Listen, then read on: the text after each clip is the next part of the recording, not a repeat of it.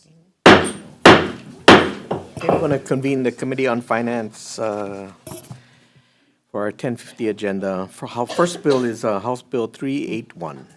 Vice Chair. First up, we have the State Procurement Office in opposition.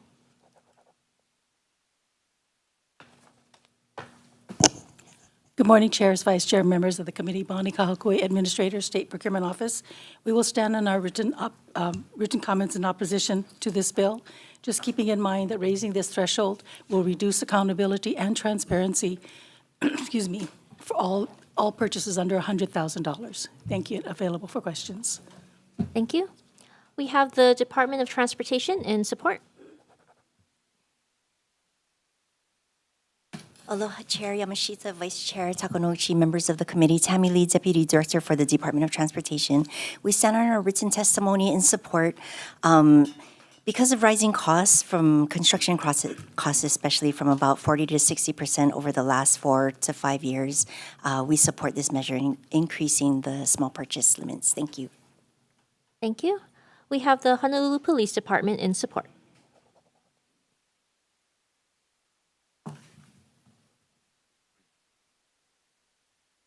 Good morning, Chair Yamashita and members of the committee. My name is Ryan Hironaka, a major of the Honolulu Police Department's Finance Division. Honolulu Police Department supports House Bill 381, and we stand by our submitted written testimony. I'm available for any questions. Thank you. Thank you. We also received testimony in support from the Department of Corrections and Rehabilitation and the City and County of Honolulu. That's all the written testimony we've received. Anybody else in the room wishing to testify? Anybody on Zoom? Okay, questions, members? Okay, thank you. We're going to move on to the next bill, House Bill 988. Okay, we have the State Procurement Office in support.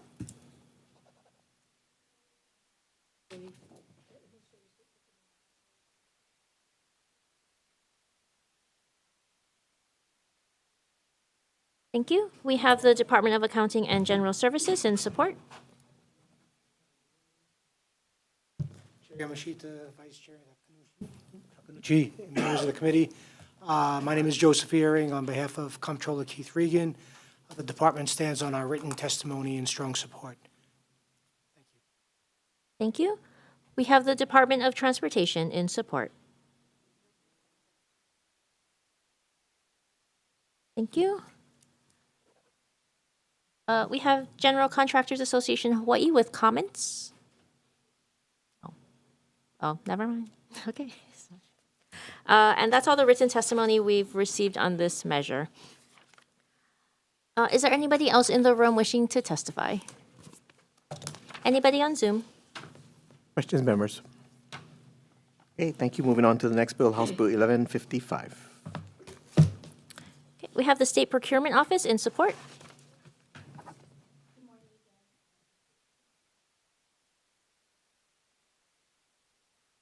Thank you. We have the Department of Transportation in support. The DOT stands on its written testimony in support. And I just wanted to highlight a few. So the federal government allows for this type method of procurement called general contractor construction manager procurement. And that's an innovative way of source selecting. We found that we were able to use it in an emergency when the polytunnels was being, because of the rockfall. We used that method of procurement, and we found that, having the general contractor and the designer right there on site to kind of work together through all the constructability issues was really beneficial. Thank you. Thank you. We have the Subcontractors Association of Hawaii in opposition. Thank you, Chair, Vice Chair, and members of the committee. I'm Tim Lyons with the Subcontractors Association. We are opposed to the bill. Procurement code was established in order to make sure there was a level playing field as we spend taxpayers' money. We're aware that there may be certain circumstances that are difficult to fit into the code, but they have to be clearly defined. And the terms of this bill of making it clearly just not advantageous to the state, we don't feel is sufficient. even if you leave it up to the rules of the Procurement Policy Board. So based on that, it would appear to us that it could be just about anything. It's an ambiguous bill, and we are not in support. Thank you. Thank you. We also received testimony in opposition from IBEW Local 1260. That's all the written testimony we've received. Anybody else in the room wishing to testify? Anybody on Zoom? Okay, questions, members? Okay, Representative Lloyd. Yeah, thank you, Chair. For Department of Transportation, thank you so much. I absolutely understand the innovative. You mentioned that example. Would that have been kind of shielded by like an emergency situation, though? Correct, and that's why we're able to use that method of procurement with our federal partners because it's allowable on the federal side, and we got emergency relief funding and an emergency proclamation. That's why we're able to use it. And because it was so successful in our view and our belief, we would like to just be able to use it in the future on other projects. Yeah, and speaking to some of the testimony in opposition, I think those guardrails are there, right? We define that as an emergency. You have crews on site; they can mobilize quickly. And is there a preferred list, like so many other departments, right? When emergencies come up, I'm trusting the Department of Transportation has a similar list. For us, I think we do, depending on the scope of the work. It's, contractors that we've worked with in the past, maybe there's a project that is a terminus down or further down that are able, like you said, to just mobilize in an emergency situation. So those are the factors that we kind of determine which contractor to put on projects when there's an emergency. And so you guys internally set kind of a priority as far as order of magnitude, what the needs are, who's nearby, who has the equipment. Correct. Okay. Great. Thank you. Thank you. Thank you, Chair. Okay, thank you. Any further questions, members? Okay, thank you. We'll move on to the next bill, House Bill 1297. We have the State Procurement Office in support.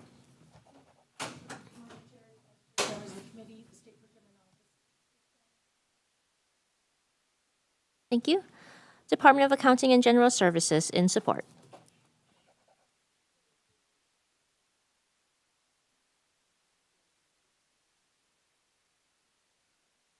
Department of Transportation in support. Aloha. I just wanted to highlight a couple of things. So for the 75 days to apply to all projects, we're in, strong support. Just internally, we've been implementing that 75-day on all protests, and we aspire to respond within 45 days. Our project managers, if they feel that it's going to go over those 45 days, the head of the purchasing agency must sign off that it will.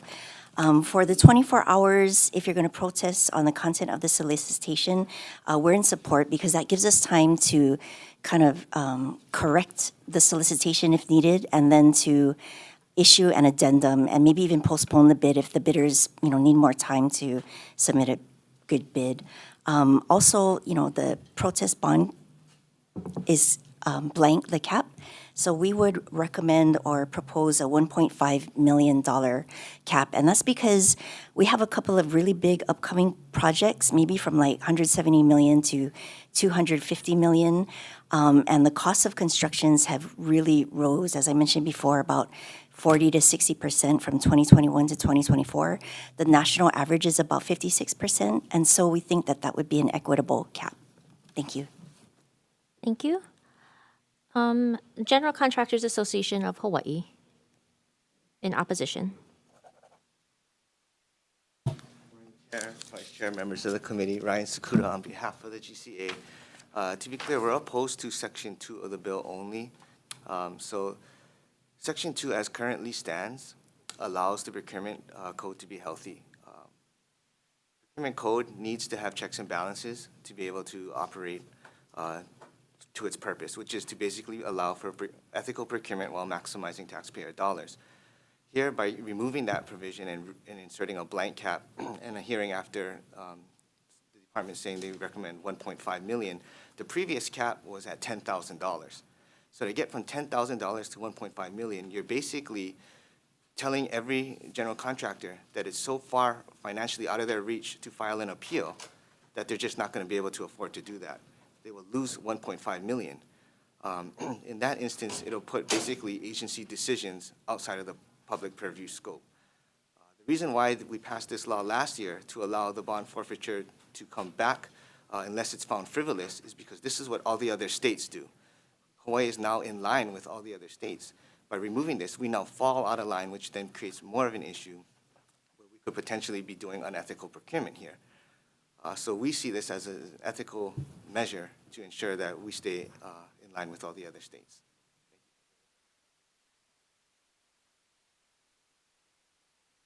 Thank you. That's all the testimony we've received on this measure. Anybody else in the room wishing to testify? Anybody on Zoom? Okay, members, questions? State procurement. In your testimony, it gives the $1 million cap. How was that number determined? So what I did was had my staff just do the average of all construction jobs, but considering that there are some really big construction jobs that wasn't taken actually into factor, we just took the average and came up with that amount, and that the 1% came out to about $1 million. Okay, thank you. Any further questions, members? Okay, thank you very much. We're going to move on to the next bill, House Bill 1414. We have the State Procurement Office in opposition.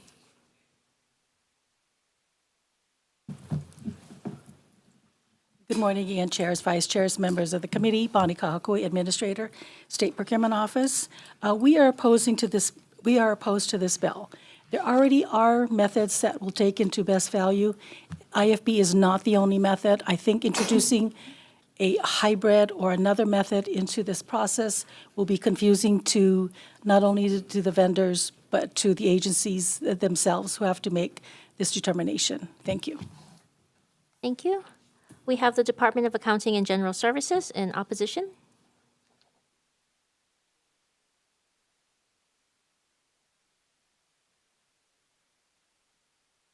Thank you.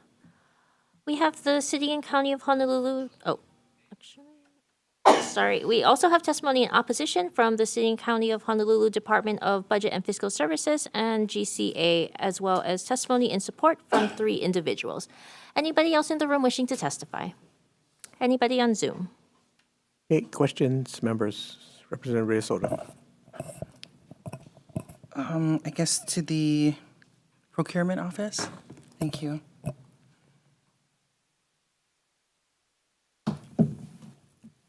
Good morning. Good morning. In your testimony, you state that fair and open competition inspires public confidence that contracts are awarded equitably and economically. Do you believe the public is confident that our public works contracts are awarded equitably and economically under the current process? Yes, I do.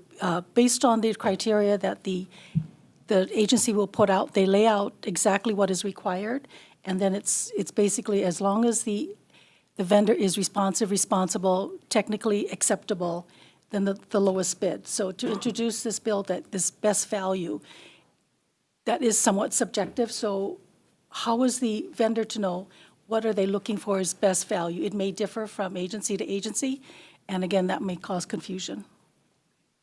In your testimony, you said this bill is not necessary as the procurement officer has the authority to select the best method of procurement for the given situation. Yes. Do you believe procurement officers have exercised this authority properly in regards to the projects like the Hawaii State Hospital? I'm not familiar with the Hawaii State Hospital. I know that there were issues on that, and I don't think that it was necessarily a procurement issue as a contract management issue. Did they provide enough oversight to the contractor?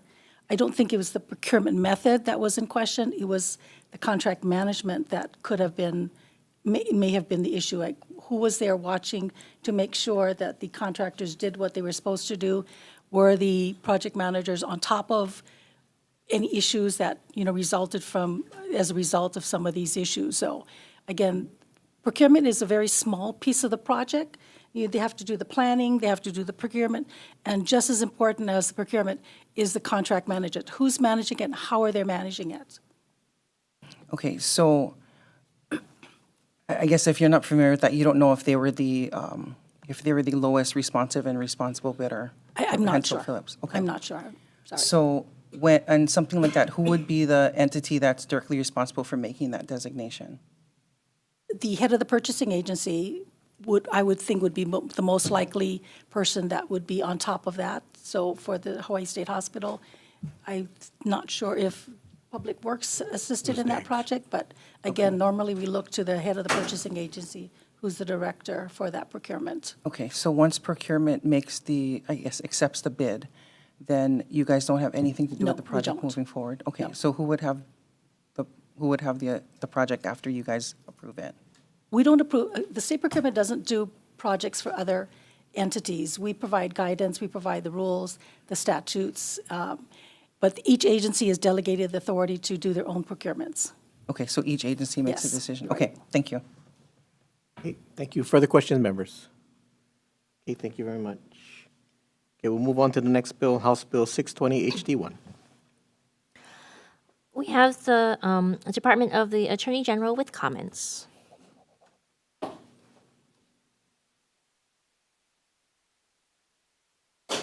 Morning, Chair Yamashita, Vice Chair Takenouchi, members, and Horiuchi, Department of the Attorney General. As we noted in our testimony, eligible student assessments are determined by an IEP team. Mandating the yearly assessments in those areas is contrary to federal law, which leaves that determination to the IEP teams themselves. So in our testimony, what we've done is we've recommended the removal of new section 302A-C subsection B on page 5, lines 1 through 6. Thank you, and I'll be available for questions. Thank you. We have testimony from the National Federation of the Blind of Hawaii in support.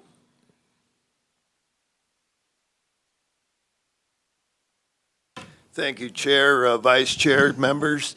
James Gashel here, representing National Federation of the Blind of Hawaii. Just want to say there was a bill like this last year.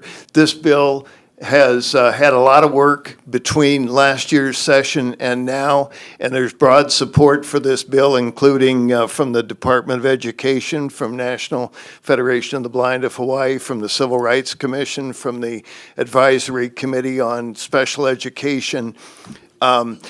It's never a wrong thing to do to stand up in favor of literacy, and that means Braille literacy when the child is blind or low vision. We appreciate your support for this bill. Hope you pass this as is so we can continue to work on it in the Senate. Thank you very much. Thank you.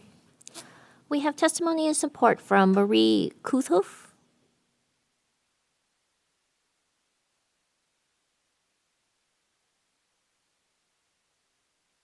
Good morning, Chair, Vice Chair, and committee members. My name is Marie Kouthoft, and I stand on my written testimony in support of HB 620.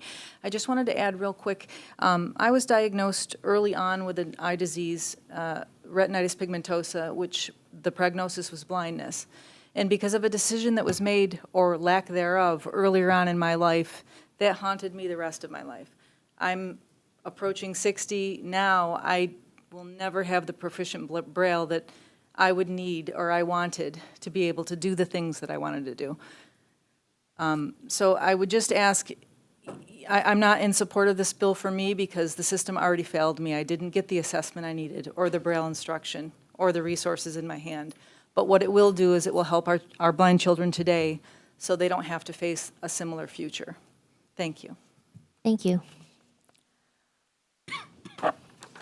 We also received testimony with comments from the Department of Education and the Hawaii Civil Rights Commission and Special Education Advisory Council in support, as well as 2 other individuals in support.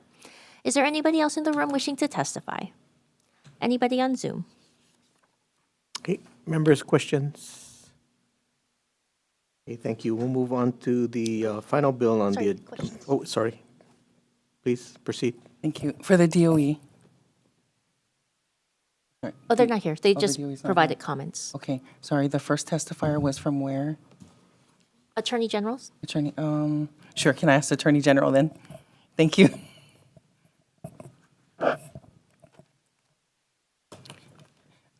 Are you aware, oh, hi, good morning. Are you aware of the DOE setting benchmarks for the amount of kids in inclusion versus resource classrooms? That is something I'm not aware of. Okay, so would predetermining placement for IEPs be against IDEA? Predetermination is, right, contrary to the IDE, the determination of where a child should be and what assessments are needed, those are IEP team decisions. Okay, so it would be against IDEA then if the DOE set percentage benchmarks of students with their least restrictive environment to be in inclusive settings versus resource or fully self-contained classes. Would that be contrary? I'm not sure if I have the complete scenario, so I don't want to say whether something is or is not So I compliant guess with the their IDEA. placement of where the body would be on campus, whether they'd be with general ed, which is inclusion, resource, which is a pullout for a certain class period, or fully self-contained, meaning they're separated from general ed students for the entire day. Again, those are IEP team decisions, so the. Okay, so it shouldn't be each- set by the department on the percentage of students that are in those, each category. I'm sorry, I'm not sure if I'm quite understanding the question, because I'm not sure if this is looking at a particular school or. No, just in general, the department-wide, department. Or, Yeah, because if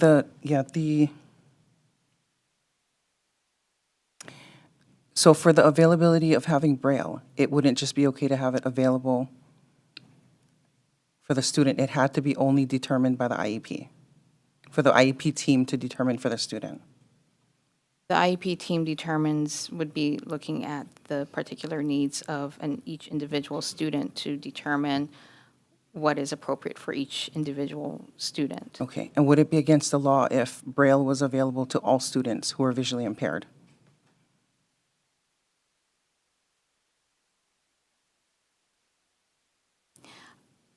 I think there's a concern with mandating that it be made available because it may not be appropriate for certain students who are visually impaired.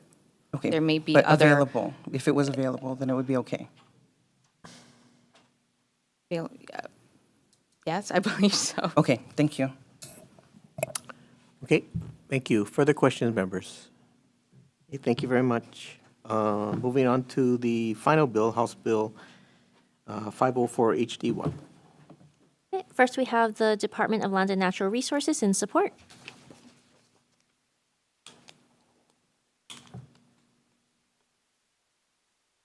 Good morning, Chair and Vice Chair of the committee. My name is Don Chang. I am with Department of Land and Natural Resources. We stand in strong support of this bill. You know, we greatly appreciate the House recognizing the role of DLNR in managing the resources.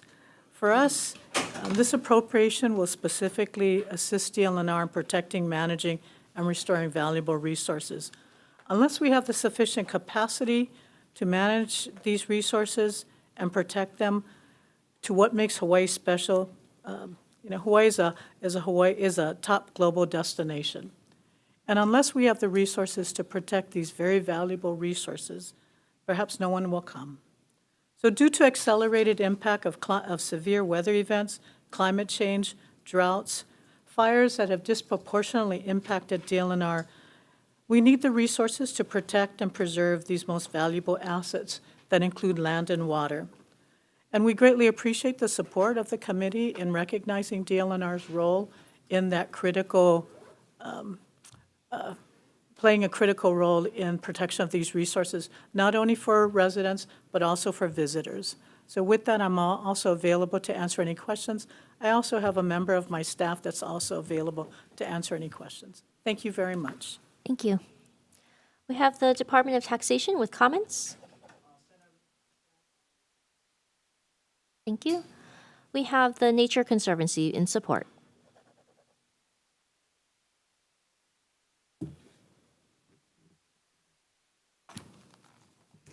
Hello, Chair, Vice Chair, and members of the committee. My name is Elizabeth Benishek, and I am representing the Nature Conservancy Hawaii and Palmyra.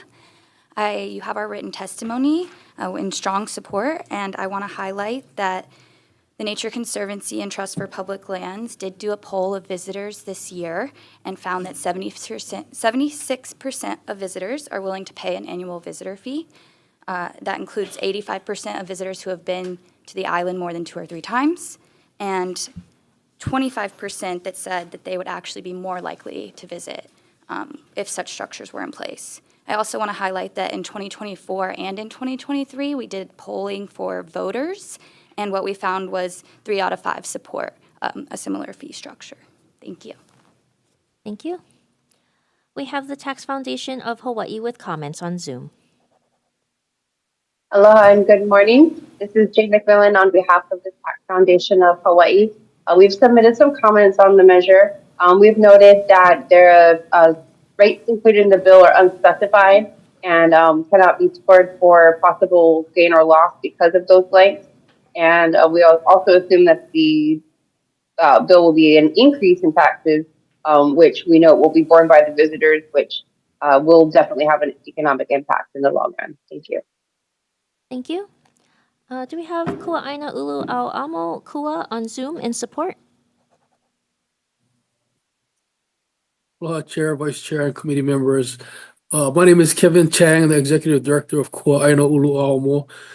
We stand on our testimony, except for we want to do kind of focus on the comment we make in the testimony that we believe it's important that these kind of funds not just go to our government, but go to our communities so they can equally share responsibility in caring for our resources. Without doing that, I feel that we are still just upholding the status quo in the way we manage. I believe DLNR knows and has been working to change the way they manage in partnership with our citizens. And I think that this is an important aspect of this program that is not yet placed in any of these bills. Mahalo. Thank you. We have Climate Protectors Hawaii and the Ocean Reef and Ocean Coalition in support.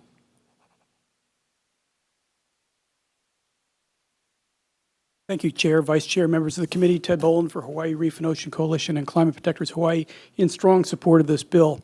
I think there's general agreement that we have not been financing or funding enough our natural resources. People come here because we are pristine and we have to stay that way or they will stop coming. I think it's appropriate when we have so many visitors that put such a burden on our resources that they pay some of the costs. And therefore, this bill is appropriate for that. One comment I would have specifically is that the funds should go to a dedicated source to be used for the purposes of this bill and not just a general taxation measure, and that they should work with the communities to make sure that the money that is collected go out to the community groups as well as to the agencies that are doing work so that they can work together and bring us a better environment for Hawaii. Thank you very much for the opportunity to testify. I'm available for questions. Thank you. We have Care for Aina Now Coalition in support.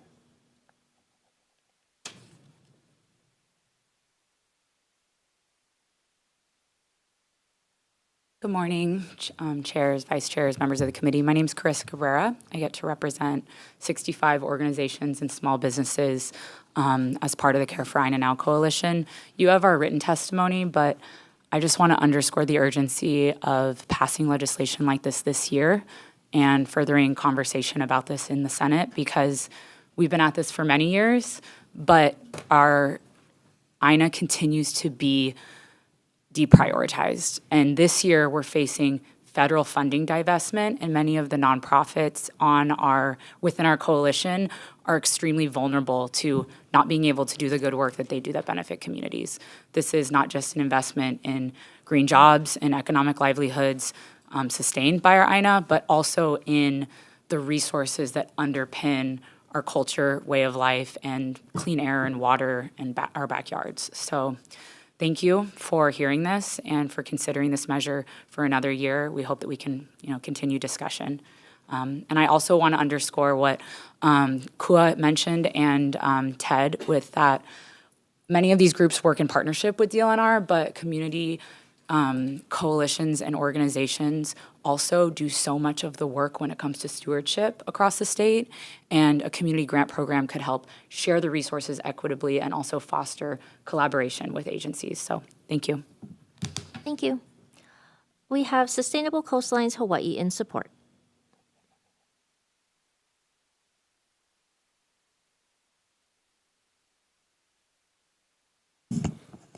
Aloha, Chair, Vice Chair, members of the committee. Mahalo for listening to what we have to say on this bill. You have my written testimony, but I just wanted to add a couple of things. When I read the preamble to this bill, I said, damn, the state gets it. This is like a really important issue for this state. We're understanding we need to do that, do all these things. And yet each year we come and I feel like this topic is neglected in the grand scheme of things of like, are we actually giving funding to protect the things that we need to survive, the things that bring people here in the first place, that give people jobs? And no, I don't think we are. And I think that this bill actually has the opportunity to do that.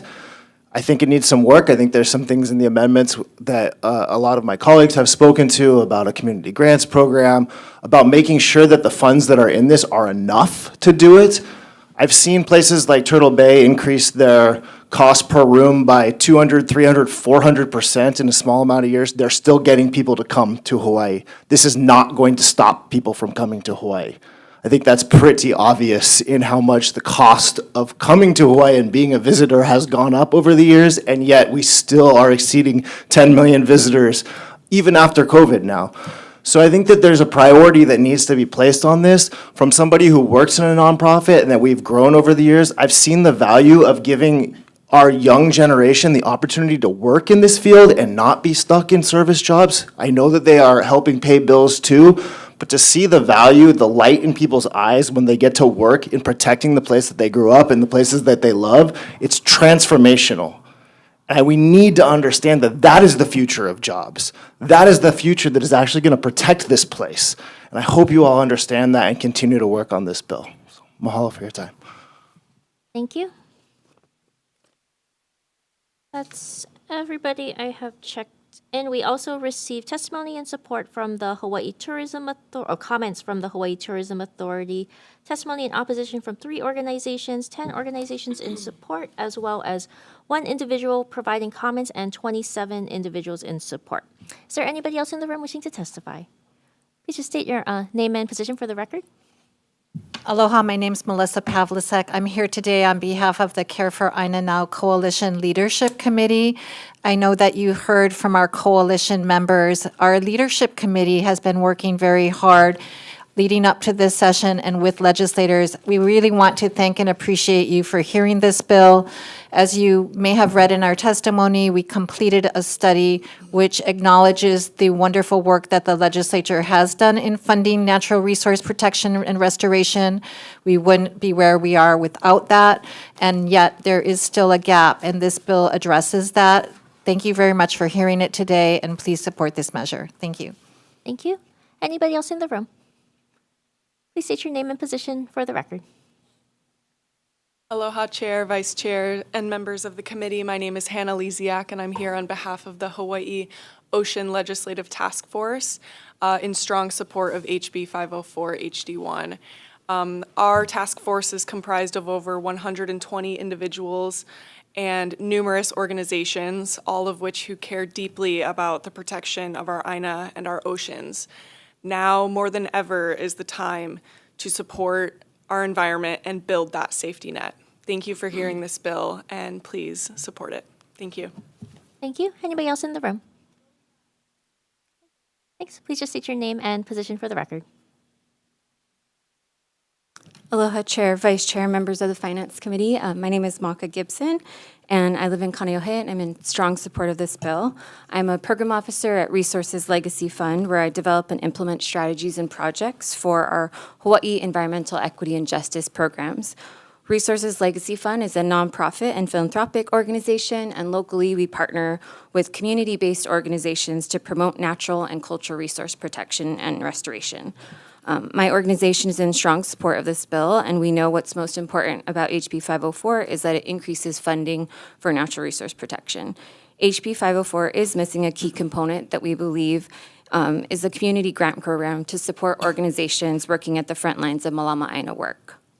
In one of my roles, I administer a federal grant program through the EPA called Thriving Communities, which works to advance environmental justice programs and projects, and it's currently on pause, which underlines the importance of this bill.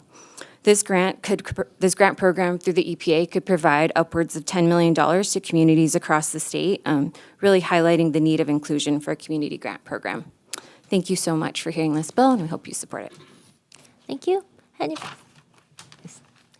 State your name and position for the record.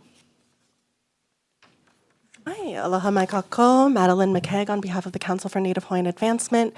We stand on our written testimony in strong support. I think I want to kako'o everyone that came before me, and particularly wanted to emphasize, the visitor numbers that show people are not only incredibly in favor of it, but want to pay this because they understand the impact that they are having, but they also understand that they are not here for a long time. And so if they can transfer resources to us to make sure the people who are here permanently can steward the land, everyone is in favor of that. I also really want to emphasize the federal funding situation and the impact of building state resiliency and state resources. For CNHA personally, we have also had an EPA grant that was terminated. We also saw on Monday 130 workers in Maui who were let go because of federal grants that were terminated. That means we had to close our warehouse that allowed us to give resources to displaced workers. And all of those workers who themselves were displaced are out of work. It's more important than now that we are building up our state resiliency, and this measure is critically important to that. Mahalo. Thank you. I don't have a note of your testimony. Maybe if you want to resend to the committee so it can be part of the record. Yes, absolutely. Thanks. Anybody else in the room? Hey, please come forward and state your name and position for the record. Aloha, Chair, members of the committee. My name is Josh Stambro, as an individual citizen testifying. Although I did spend the last 2 years in Washington, D.C., working on securing federal fund for a Hawaii-based nonprofit in the climate and resilience space. Those funds are now being contested and frozen. And so I just wanted to reaffirm, Maddie's comments from CNHA about, Lahaina was a climate disaster. We've had rain bombs. We've had all of these different climate problems that if we don't turn to ourselves and to our visitors to help reinforce and build that second line of funding around state and local resources, the federal funds are not going to be there over the next few years. And so it's really incumbent on us to step up in the resilient space. Thank you. Strong support. Thank you. Anybody else in the room? Okay, please come forward and just state your name and position for the record.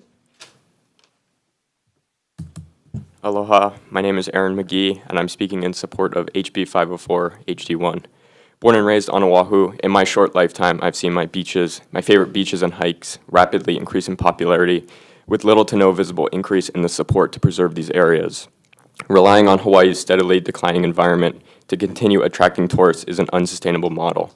Right now, we have the opportunity to follow other already successful models of visitor fee programs and be an example of what is possible when the community comes together to care for the ecosystems that keep us alive.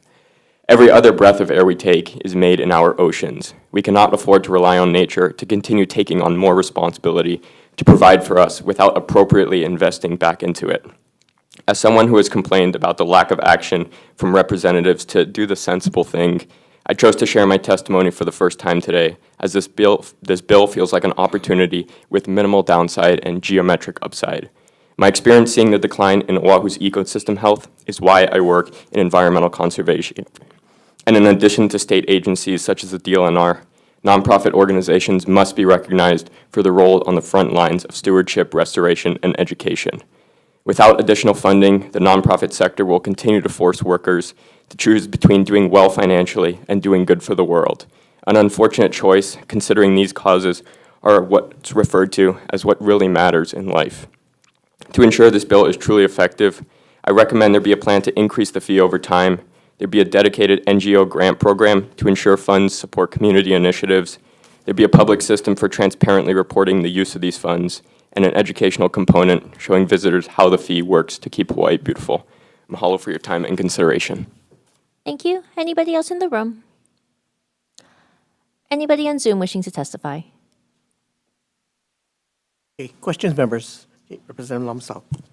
Thank you, Chair. I have a question for Melissa first. Then, is it okay if I ask another person a question, Chair? After.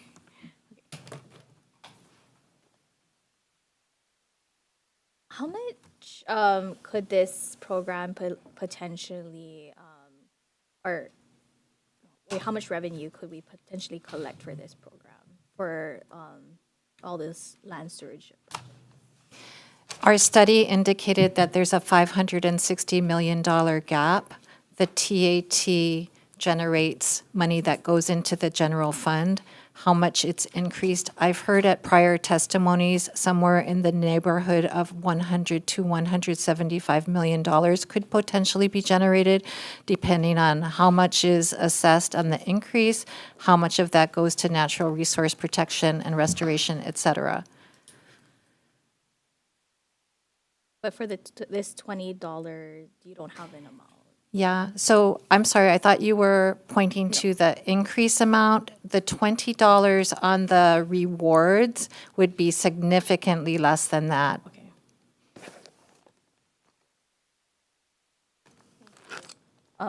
Chair, I have a question for DLNR. Chair Don or Emma.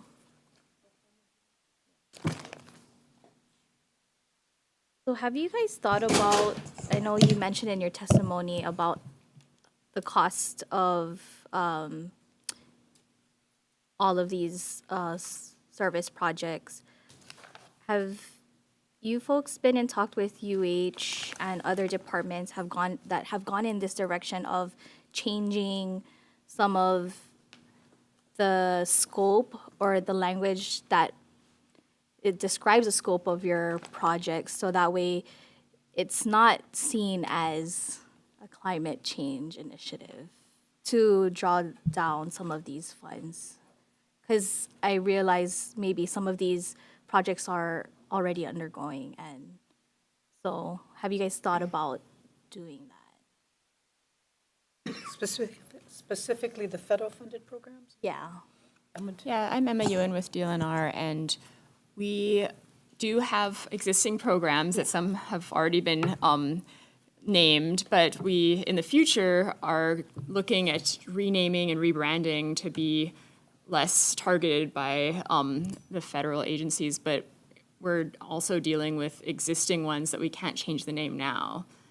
So they're already on that that target list, unfortunately. And then those are the ones that are kind of being shut down, or aren't Well, we able don't to? know Oh, the future, but they're currently, a lot of them are currently frozen, and we don't know, we have a lot of uncertainty about whether they're going to be restored.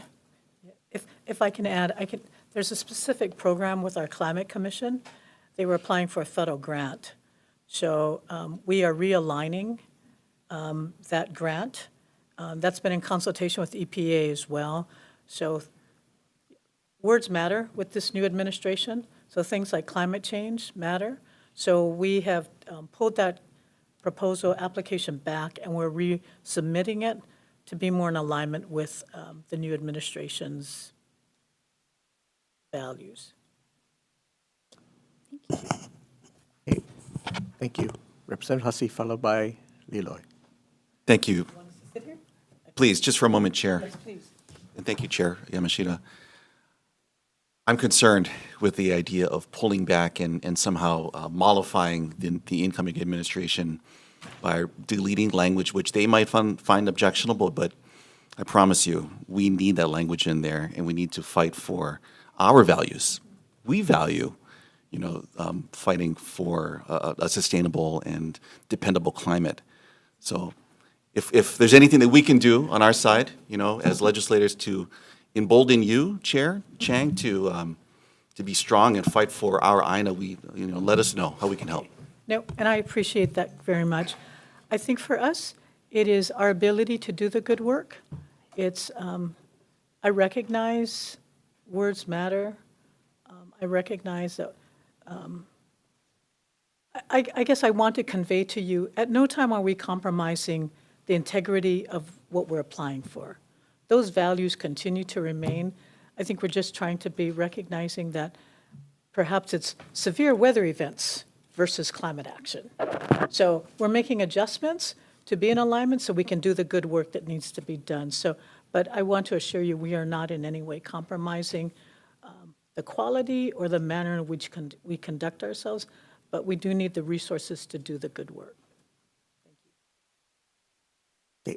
Representative Eloy. Thank you, Chair Chang. Thanks for being here.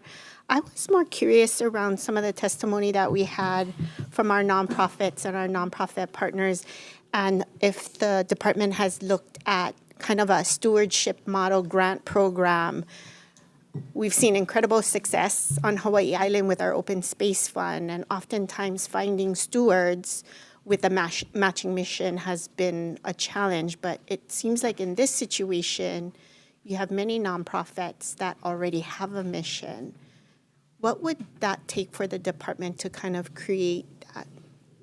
If I may, and then Emma can add on to this, we strongly support that. I mean, we at DLNR recognize we cannot steward all these resources. So the original environmental stewardship bill did include a grant program. 50% would go to DLNR, 50% would go to many of our community partners. We welcome the opportunity to create a program like that. Who best to steward these resources but our communities? And then we can provide maybe technical assistance, but we welcome the opportunity to formalize that in the bill, to create a grant program where we can work with our community partners, because we actually believe it is an investment. They will be the ones who will long-term commitment to those resources, much more than government. But if we can, so we are supportive of many of the recommendations that you've heard today. We are in alignment with that. We have tried that. So, for example, Hai'ana, our parking reservation, that's been in collaboration with community partners and very successful. We're trying to emulate that in many of our other state park systems as well. Great. And follow-up question to that. During our info briefing, we heard a lot of the need for managing our resources. And my question was the partnership with our DoD REPI program.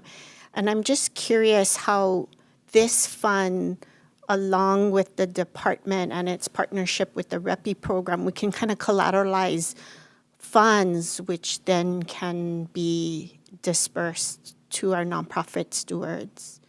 I'll let Emma's done a lot of work with REPI. I'll let Emma respond, and then I can provide some final comments.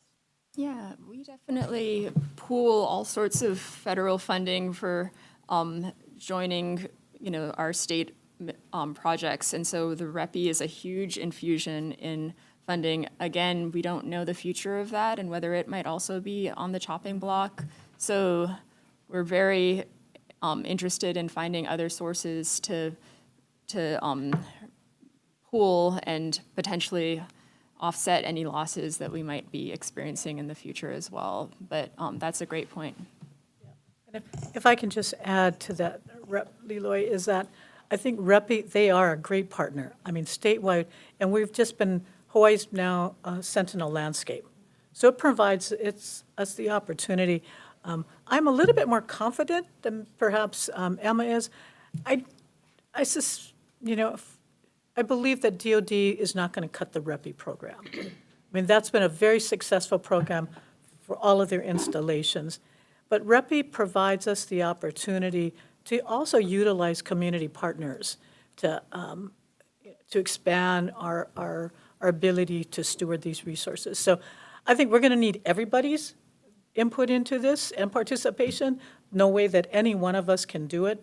But REPI has been a great partner. They bring to the table a tremendous amount of resources that we could not otherwise do. But it also is their responsibility. They have installations all over the state, and they should be providing us support to manage those. Thank you. Yeah, and to your comment earlier, words matter, right? And so when you look at the goals and missions of the REPI program, maybe even tailoring some of these grant applications to dovetail nicely into those goals and objectives of the REPI program kind of helps springboard some of these asks. Thank you. Thank you, Chair Chang. Thank you. Thank you, Emma, for being here. Chair, I yield. Okay, thank you. Further questions, members? Okay, you guys can stay right there. So I have a couple questions. So the, in light of the current situation, right, and the uncertainty that we face going forward, this measure, I believe needs some flexibility for the legislature to move the money as the situation, is before us, whatever. Because I think what is before us today is not necessarily what's going to be before us 2 years, 3 years, 4 years from now. So, but at the same time, I want to take this opportunity with this bill to be able to maximize what we're doing with you. 2 years ago, right when we thought we had a lot of money, we actually, DLNR was one that we actually wanted to put into state parks, into, right, all these different things we wanted to put money into. But the intent was to do large projects and things like that. Are there large projects that you can kind of just rattle off for me right now that may be important to you? I have got coastal land acquisition, $12 million. Beach maintenance restoration, $50 million. I've got higher positions to conduct risk from aquatic vessels, pathways, and organisms, $260,000. I have projects involving increased base funding for watershed partnerships to $8 million. Coordinate statewide comprehensive uniform surveillance monitoring programs for high risk, $250,000. $30,000 a year for aquatic invasive species related issues. DOFA, 5 specialist programs on each island that focus on monitoring, detection, and control of high risk. Division of Aquatic Resources, looking also at an outreach coordinator. Visitor impact outreach will focus on educating visitors about safe interactions with Hawaiian wildlife, including monk seals, turtles, dolphins. Ecosystem, that's $2 million. Ecosystem fisheries monitoring, $1 million. Community-led nearshore management planning, we have about $100,000. And then I have enforcement from DoCare to help manage those resources. So, Okay. Chair, I do have a list. No, that's good. That's very good. Okay, because I think what I'd like to do Yes. is I'd like to put into this bill a mechanism to be able to dump the money into somewhere that we can pool, similar to what, you remember when yesterday when we did the bill to try and look at small boat harbors and then yes. use the fee increases bond. for the boat harbors to be able to do larger projects and then actually do geo-reimbursable projects, but I need to identify a revenue source to be able to float the geo-reimbursable to do bigger projects. So what I'm thinking about doing on this bill is we're going to stick in a mechanism to identify a revenue source so that we can do large geo-reimbursable projects with this money that actually will have a bigger impact on your department. Like I said, similar to what I was thinking about with small boat harbors, right? Because if we just use cash, then right, there's only so much we can do, right? But if I can bond fund it, and I can do something big, but I'd like to put that amendment into the bill. Are you in support of something like that? We'd explore all options that would increase funding for us to do a series of different projects. So are you looking for an existing fund within DLNR? No, well, I'm looking at this TAT fund and Okay. all these different funds to, Yeah. but to actually put it into somewhere where I can, right? Because when you float bonds, you need certainty. You need to know that the money is going to be there to pay debt service, right? And then with that, you can do big things, right? So that's the thought, right? Because I know, right, MOE, watershed projects, all these different things that you're constantly competing for general obligation bonds for, but you're competing against, 250 schools throughout the whole state. You're competing against the jails that we need to build, healthcare facilities, all these different things. But if we can identify a debt service revenue source that we can actually fund like bigger things, I think that might be I think we're open to that.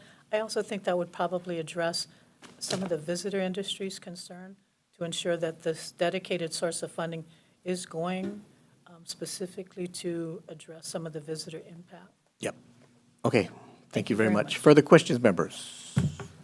Okay, thank you. Okay, we're going to recess, and we're going to return at about, sorry for the long recess, but we're going to return at 2:15. There are some members that had previous meetings, and they're not going to be back till later this afternoon, so I'm going to allow them to come back so they can all vote on all the bills, and we're going to vote on them all at one time. So we're going to come back at about 2:15. So we're in recess.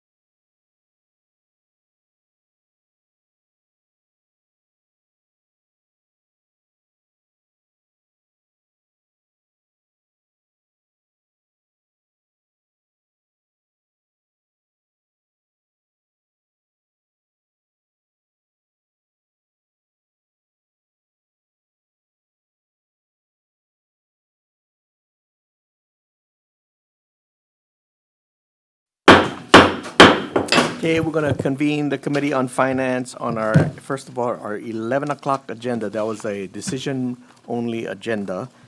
First up is House Bill 29. Sorry. House Bill 29 HD2. Okay, this is something that we heard on February 24th, Monday at 2 p.m. Recommendation is that we defer. Okay, moving on to the second part, which is what we heard yesterday at our third agenda. First up is House Bill 1187 HD1. Recommendation is to pass as is. Any discussion? Okay, Vice Chair for the vote. Voting on HB 1187 HD1, recommendations to pass unamended. Chair and Vice Chair vote aye. Representative Grandinetti. Aye. Representative Holt. Aye. Representative Hussey. Aye. Representative Keoho Kapu Loy. Representative Kitagawa. Aye. Representative Kush. Aye. Representative Lamasao. Representative Lee. Aye. Representative Miyake. Aye. Representative Morikawa. Aye. Representative Templo. Representative Alcos. Aye. Representative Reyes Oda. Aye. Representative Ward is excused. Recommendations adopted. Okay, thank you very much, members. We're moving on to the next bill, House Bill 1337 HD1. As is. Discussion. Okay, Vice Chair. Voting on HB 1337 HD1, recommendations to pass unamended, noting the excused absence of Representative Ward, who will be noted as excused for the remaining of this agenda unless otherwise announced. Are there any reservations? Are there any noes? Recommendations adopted. Okay, thank you. Moving on to the next bill, House Bill 450 HD2. Recommendation is we pass it out with amendments, blanking out the FTE, defecting the effective date to 7/1/3000, and some tech. Any discussion? Vice Chair. HB 450 HD2, recommendations to pass with amendments. Any reservations? Any noes? Recommendations adopted. Okay, thank you. Moving on to the next bill, House Bill 925 HD2. We're going to be blanking out the percentage and tech. Discussion. Vice Chair. HB 925 HD2, recommendation is to pass with amendments. Any reservations? Any noes? Recommendations adopted. Okay, thank you. Moving on to the next bill, House Bill 1378 HD1. We're going to be moving out the proposed draft, blanking out the dollar amount and some tech. Any discussion? Okay, Vice Chair. HB 1378 HD1, recommendations to pass with amendments. Any reservations? Any noes? Recommendations adopted. Okay, moving on to the next bill, House Bill 628 HD1, as is. Discussion? Okay, Vice Chair. HB 628 HD1, recommendations to pass unamended. Any reservations? Any noes? Recommendations adopted. Okay, thank you. Moving on to the next bill, House Bill 751 HD1. We're going to be removing the county reimbursement and some tech. Any discussion? Okay, Vice Chair. HB 751 HD1, recommendations to pass with amendments. Any reservations? Any noes? Recommendations adopted. Okay, thank you. Moving on to the next bill, House Bill 549 HD2. Okay, we're going to be making a simple amendment. We're going to be tightening up the language by removing on page 5, but not limited to, so that there is more certainty with the money that they can use on the 5 items identified. So we're just removing, but not limited to, on page 5. And some tech. Any discussion? Okay, Vice Chair for the vote. HB 549 HD2, recommendations passed with amendments. Any reservations? Any noes? Recommendations adopted. Okay, thank you very much. Moving on to the next bill, House Bill 563 HD1, as is. Discussion. Vice Chair. HB 563 HD1, recommendations to pass unamended. Any reservations? Any noes? Recommendations adopted. Okay, thank you. Moving on to the next bill, House Bill 1168 HD1, as is. Discussion. Vice Chair. HB 1168 HD1, recommendations to pass unamended. Any reservations? Any noes? Recommendations adopted. Okay, thank you. Moving on to the next bill, House Bill 214 HD1, as is. Discussion. Vice Chair. HB 214 HD1, recommendations to pass unamended. Any reservations? Any noes? Recommendations adopted. Okay, thank you. Moving on to the next bill, House Bill 792 HD1, as is. Discussion. Vice Chair. HB 792 HD1, recommendations to pass unamended. Any reservations? Any noes? Recommendations adopted. Okay, thank you. Moving into House Bill 97 HD2, as is. Discussion. Vice Chair. HB 97 HD2, recommendations to pass unamended. Any reservations? Any noes? Recommendations adopted. Okay, thank you. Moving on to House Bill 348 HD1 as is. Discussion. Vice Chair. HB 348 HD1, recommendations to pass unamended. Any reservations? Any noes? One no. No vote for Rep. Alcos. Any other no votes? Okay, seeing none, recommendations adopted. Okay, thank you. Moving on to next bill, House Bill 448 HD1 as is. Discussion. Vice Chair. HB 448 HD1, recommendation is to pass unamended. Any reservations? Any noes? Recommendations adopted. Okay, thank you. Moving on to House Bill 449 HD1 as is. Discussion. Vice Chair. HB 449 HD1, recommendations to pass unamended. Any reservations? Any noes? Recommendations adopted. Okay, thank you. House Bill 960 HD1 as is. Discussion. Vice Chair. HB 960 HD1, recommendations to pass unamended. Any reservations? Any noes? Okay, thank- Recommendations adopted. Okay, thank you, members. We're going to move into our previous agenda that we just finished a little while ago.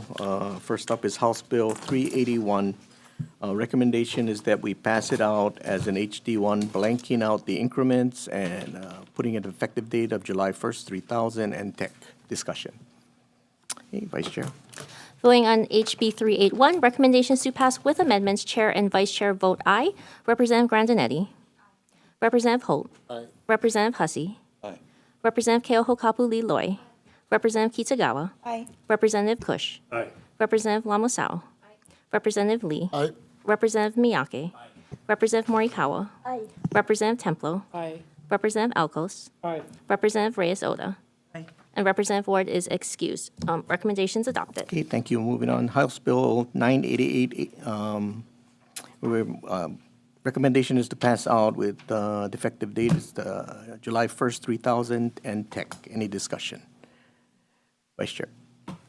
Voting on HB 988, recommendation is to pass with amendments, noting the excused absence of Representative Ward, who will be noted as excused for the remaining of the measures on this agenda unless otherwise announced. Are there any reservations?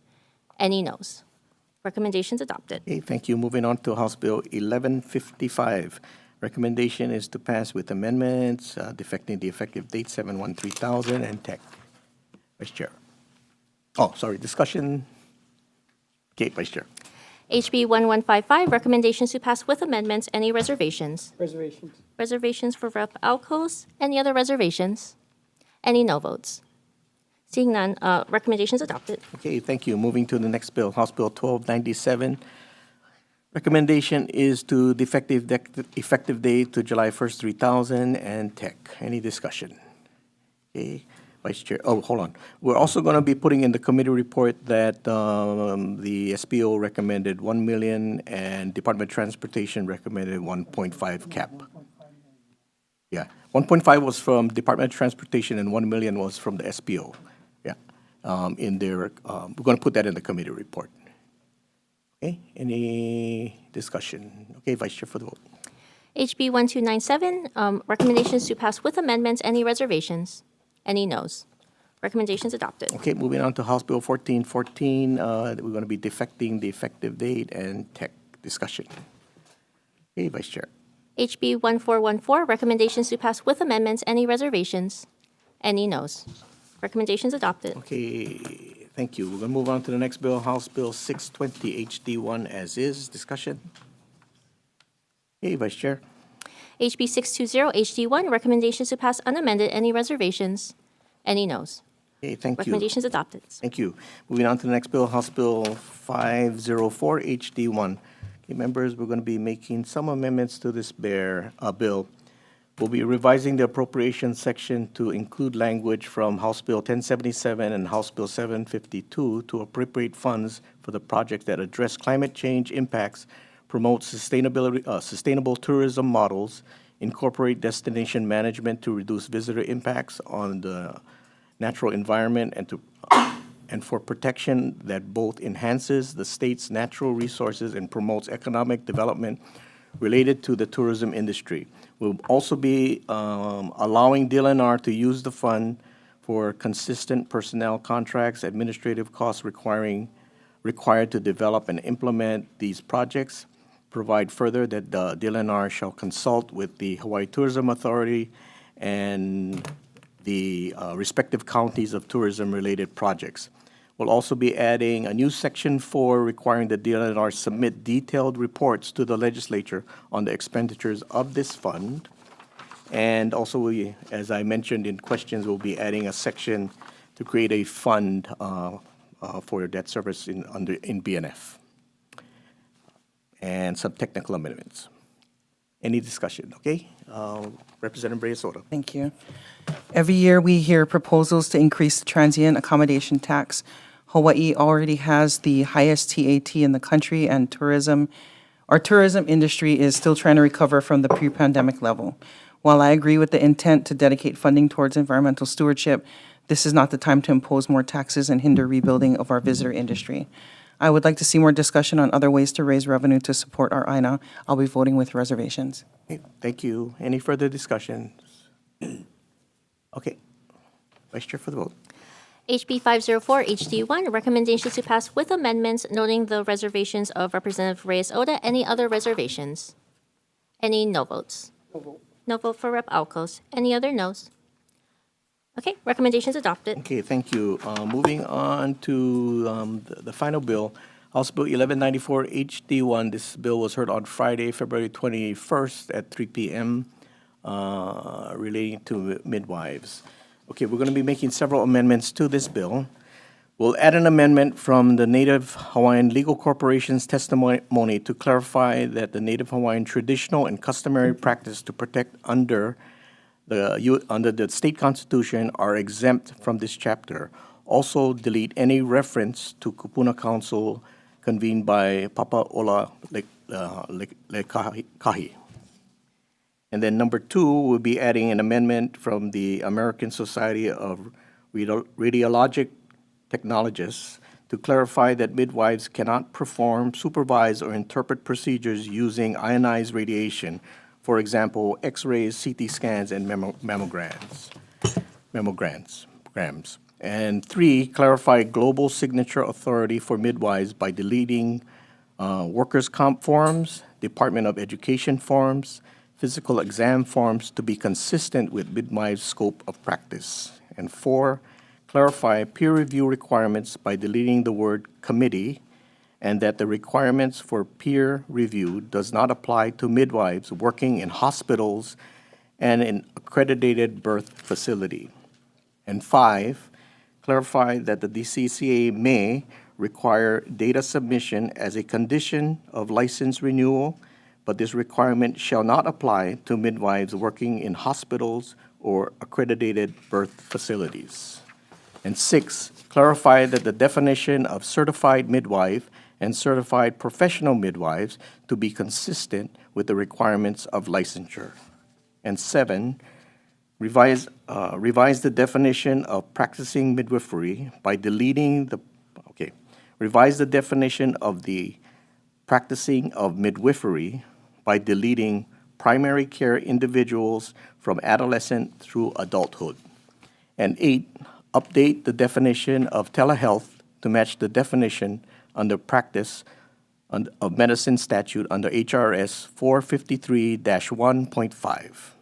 And 9, clarify that the exemption from this chapter for individuals practicing under other license does not allow the person to use the title midwife or licensed midwife.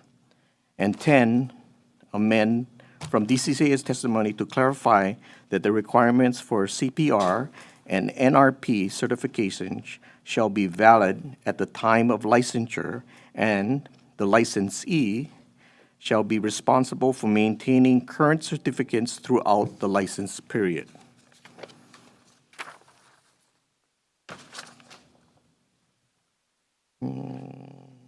Okay.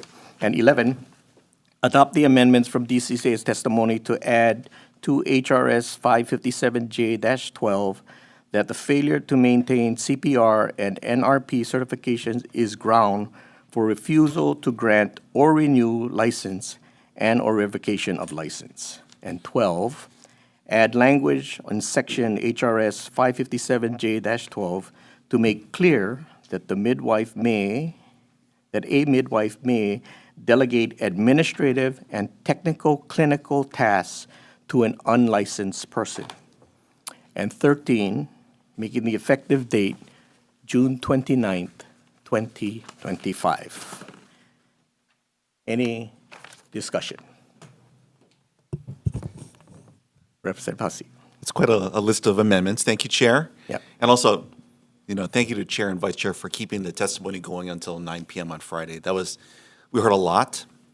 I was curious, Chair, in the list of amendments, did you also include an amendment that specifically exempts family members and other birth professionals from essentially from criminalization under the statute that we're considering? That was not part of the, but it does add that one section where they can assign it to a non-licensed person. Okay. And also, from the ACLU testimony, they also requested a birth attendant exemption with consumer protection disclosure requirements recommended by the DCCA. Was that covered in the amendments that? I'm sorry, A birth attendant exemption with consumer protection disclosure requirements recommended by the DCCA in its testimony. So I heard you mention in the long list, there was an item from the DCCA. Is that item?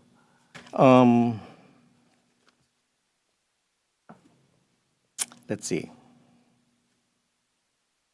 Clarifying that the DCCA may require data submission as a condition of licensure renewal. Is that the part you're talking about, or are you I don't know talking if it's the about? same thing. Yeah, we can work on it, keep working on it. There's a lot of changes. Yeah, okay, yes. Okay. So I'm going to request, I think I have to vote no on the measure as it is, but, I look forward to seeing the final language as it moves out of our committee. So just to be clear, right, these amendments were made in consultation with the subject matter chairs and with leadership and many others, DCCA and others. And but this bill is, to be very clear, June 29th, 2025. So it is a clean bill.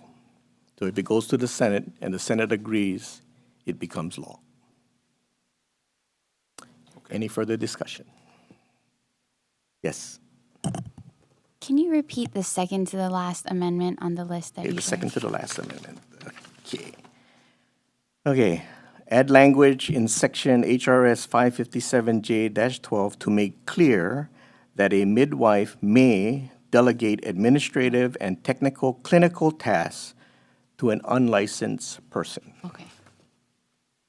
Yes, Representative Reyes-Soto. So I had a whole bunch of things written up, but now it's shorter. But I want to thank anybody who was in here who came on Friday to testify. If you guys are still here, thank you for allowing us to have a better understanding of this topic. And as we heard from our community last week, the PEP, the PEP apprenticeship pathway offers a more accessible way for local midwifery students. I'm not sure if that was included. That wasn't changed, right? Okay, perfect, thank you. And it has helped many midwives learn and train in the state. I fear that this bill would create barriers to midwifery care that's critically important for our community, and with that, I'm going to be voting no too. Okay, thank you very much. Any further discussion? Yes, Representative Grandinetti. I'm really struggling with this one. I think I am going to vote with reservations. I appreciate the amendments that were made, particularly around the exemption for Native Hawaiian practitioners. My concerns are mostly with the PEP exemption and some of the ACLU amendments that seem to have been left unaddressed. But yeah,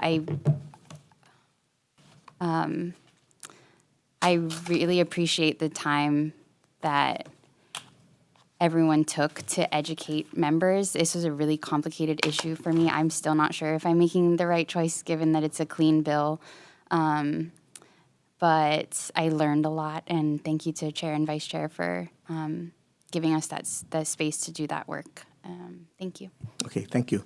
Okay, members, as the bill comes out, we will take it up on the floor, and then everybody will have an opportunity to look at the complete bit. But those are the amendments as best I can explain at this point in time. Like I said, this was amendments that were made by subject matter, and again, like leadership and and an agreement with DCCA and others, so.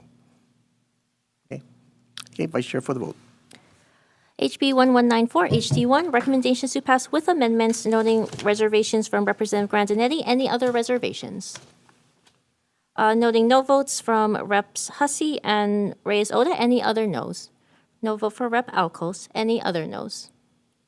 Okay, recommendations adopted. Okay, thank you very much, members. We are adjourned.